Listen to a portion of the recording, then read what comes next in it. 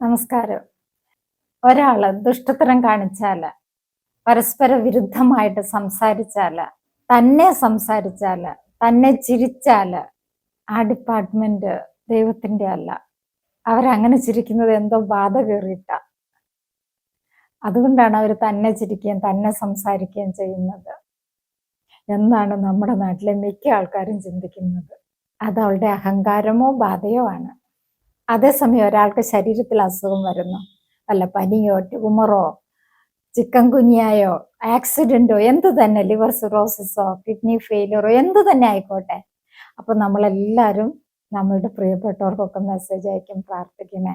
അത് ആ ഡിപ്പാർട്ട്മെന്റ് ദൈവത്തിൻ്റെതാ, അത് പ്രാർത്ഥിച്ചാൽ ശരിയാവും. പക്ഷെ ഒരാള് ഇതേപോലെ തന്നെ സംസാരിക്കുകയോ ഭയങ്കരമായ മാനസിക വ്യതയിലൂടെ പോവുകയോ അല്ലാതെ വഴക്കിടുകയോ ഒക്കെ ചെയ്തിട്ടുണ്ടെങ്കിൽ അത് മറ്റെന്തോ കാരണം കൊണ്ടാ, അത് ദൈവത്തിന്റെ ഡിപ്പാർട്ട്മെന്റ് അല്ല.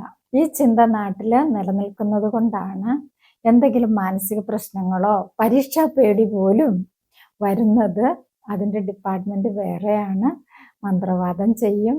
അതിൽ നിന്ന് രക്ഷപ്പെടാൻ വേണ്ടി നമ്മൾ പല മീഡിയകളും ഉപയോഗിക്കും.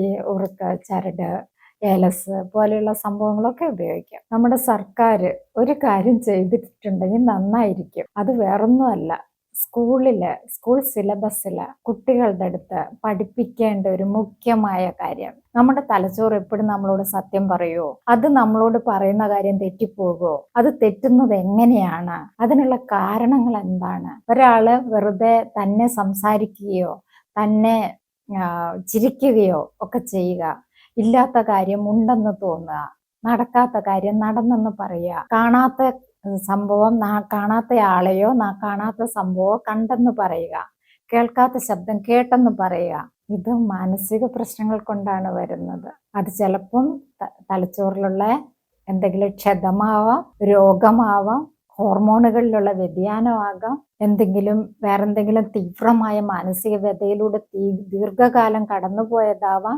അങ്ങനെ എന്തുമാവാം. പക്ഷെ ആ അവസരത്തിൽ അതെന്തുകൊണ്ട് അങ്ങനെ സംഭവിക്കുന്നു? ഈ അവസ്ഥയുടെ പേരെന്താണ്? ബാധ എന്നല്ല, അതിന് ഇംഗ്ലീഷിൽ ഹാലൂസിനേഷൻസ് എന്നാണ് പറയുക. അതിന് സമാനമായിട്ടുള്ള മലയാള വാക്ക് എനിക്ക് അറിയില്ല.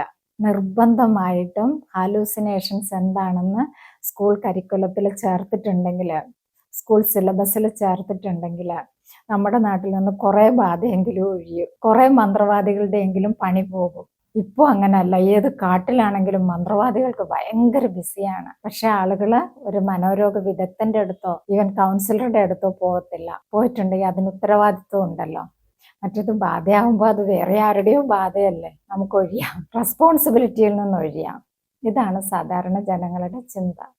നാട്ടിലെ സാധാരണ ആൾക്കാർ അങ്ങനെ തന്നെ ചിന്തിക്കുന്നത്, മിക്കവാറും ആളുകൾ. ഈ ഒരു ബാധയിൽ നിന്ന് ഒഴിയണമെങ്കിൽ എനിക്ക് തോന്നുന്നത് ഇത് സ്കൂൾ സിലബസിൽ ഉൾപ്പെടുത്തിയിട്ടുണ്ടെങ്കിൽ വലിയ കാര്യമായിരിക്കും. കാരണം ചെറുപ്പം മുതലേ കുട്ടികൾക്ക് എന്തെങ്കിലും മനസ്സിന് പ്രശ്നം ഉണ്ടെങ്കിൽ അത് അഡ്രസ്സ് ചെയ്യേണ്ടതാണ് എന്ന ഒരു ചിന്ത വരും.